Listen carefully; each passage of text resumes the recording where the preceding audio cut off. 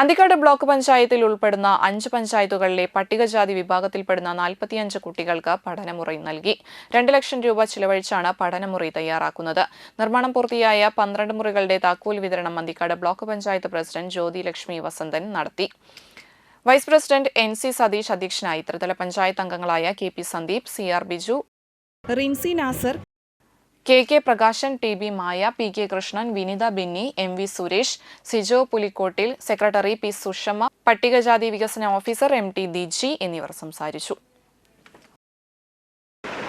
ഞങ്ങൾ ആലോചിച്ചത് വെറുതെ കുട്ടികളെ മാത്രം വിളിച്ചിട്ട് കാര്യമില്ല.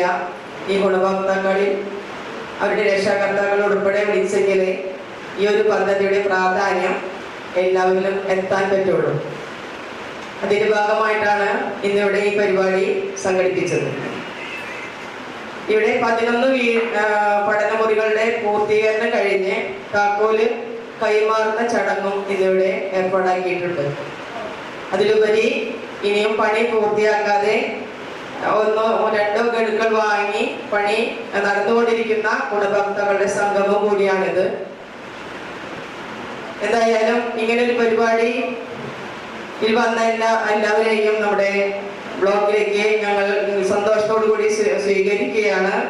ഇനി പണി പൂർത്തിയാകാത്ത ആളുകൾ എത്രയും പെട്ടെന്ന് തന്നെ പണി പൂർത്തിയാക്കുക.